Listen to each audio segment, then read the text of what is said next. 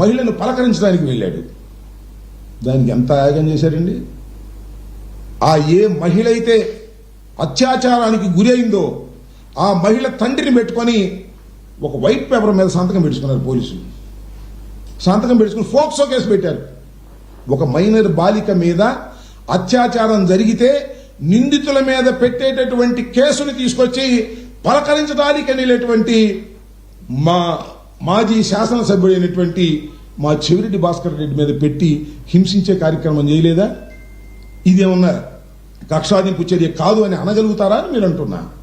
ఇలాంటి మా నాయకుల మీద ప్రతి వ్యక్తి మీద కేసులు పెట్టి అన్యాయమైన కేసులు, అక్రమమైన కేసులు, చట్టంలో నిలబడినటువంటి కేసులు పెట్టి మీరు వేధిస్తూ మమ్మల్ని భయపెట్టాలని ప్రయత్నం చేస్తున్నారు. మీ కక్ష సాధింపులకు వెరిచేటటువంటి వ్యక్తులం కాదనే విషయాన్ని కూడా మీరు దయచేసి గుర్తుపెట్టుకోమని మనవి చేస్తాం. మీరు ఎన్ని కుట్రలు ఎన్ని కుతంత్రాలు చేసినా రాటు తేలి ముందుకు వెళ్ళడానికే ప్రయత్నం చేస్తాము తప్ప పారిపోయే ప్రశ్న ఉండదని కూడా ఈ సందర్భంగా మనవి చేస్తున్నాను. చివరికి పోలీసు వారు కూడా డివైడ్ చేసి పారేశారు. జగన్మోహన్ రెడ్డి గారి టైంలో పనిచేసినటువంటి పోలీస్ ఆఫీసర్లందరినీ హింసించడం, వారిని హెరాస్ చేయటం, వారికి కావలసినటువంటి వారికి మంచి పోస్టింగ్లు ఇవ్వటం, వారి చేత ఏ పనైనా అడ్డగోలుగా చేయించుకునేటటువంటి కార్యక్రమాలు చేస్తున్నటువంటి దారుణాలు వాళ్ళ రాష్ట్రంలో కనిపిస్తున్నాయి. చివరికి ఎంత దారుణం అంటే గన్మెన్లు ఉంటారు కదా, వైఎస్ఆర్ కాంగ్రెస్ పార్టీ అధికారంలో ఉన్నప్పుడు ఎమ్మెల్యేల దగ్గర పనిచేసే గన్మెన్లు ఉంటారు, మినిస్టర్ల దగ్గర పనిచేసే గన్మెన్లు ఉంటారు. వాళ్ళందరికీ కూడా సరైన పోస్టింగ్లు ఇవ్వరు, ఎక్కడో దూరంగా పడేస్తారు. ఈ విధంగా ప్రతి క్షణము చంద్రబాబు నాయుడు గారు అధికారంలోకి వచ్చిన దగ్గర నుంచి అధికారంలోకి రాకముందే అంటే 4వ తారీఖున ఎన్నికల రిజల్ట్స్ వచ్చిన దగ్గర నుంచి ఈ క్షణం వరకు కక్ష సాధింపు తప్ప మరొకటి లేదు. నాకు తెలియకుండానండి, చాలా పుస్తకాలు చూసాం. ఈ రెడ్ బుక్ ఎక్కడి నుంచి వచ్చింది? కక్షాదింపు కాదా ఈ రెడ్ బుక్? రెడ్ బుక్ లో పేర్లు రాయటం, ఆ రెడ్ బుక్ లో పేర్లందరినీ కూడా తీసుకోవటం, వారి మీద తప్పుడు కేసులు పెట్టడం, వారి మీద సివిల్ కేసులు పెట్టడం, సివిల్ కేసుల్లో కూడా పోలీసులు ఇంటర్ఫీర్ కావటం, పోలీసు వ్యవస్థనంతా కూడా తన జేబు సంస్థలాగా ఉపయోగించుకునేటటువంటి పరిస్థితికి చంద్రబాబు నాయుడు గారు వచ్చి ఇవాళ కక్ష సాధించేటటువంటి కార్యక్రమాలు చేస్తున్నారు.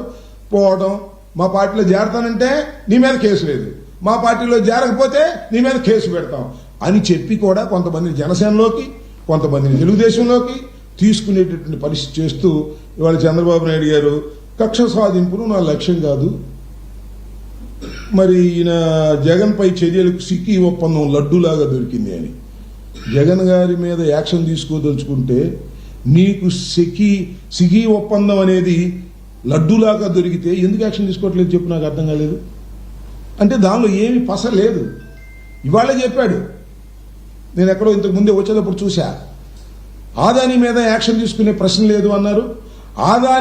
ఆదానితో అగ్రిమెంట్ అయిన దాన్ని మీరు అది తప్పుడు అగ్రిమెంటు, లంచాలు తీసుకున్న అగ్రిమెంటు అని అయితే ఎందుకు మీరు రద్దు చేయరంటే రద్దు చేయడానికి వీలు లేదు అంటున్నారు. అంటే ఒక నాటకం ఆడేటటువంటి పరిస్థితి మీరు చేస్తున్నారు.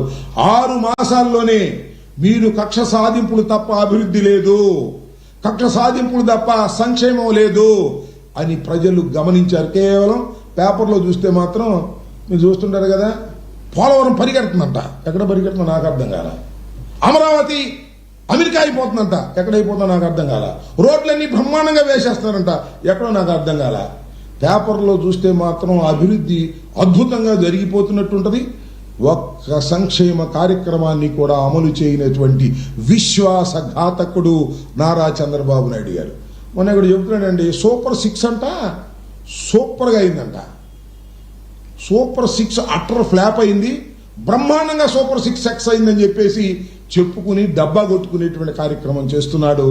నేను చెప్పదలుచుకున్నది ఒకటే, నారా చంద్రబాబు నాయుడు గారికి భజన చేసే పత్రికలు నారా చంద్రబాబు నాయుడు గారు చాలా గొప్పవాడనేటువంటి ప్రయత్నాలు చేస్తున్నాయి తప్ప నారా చంద్రబాబు నాయుడు గారు అధికారంలోకి వచ్చిన తర్వాత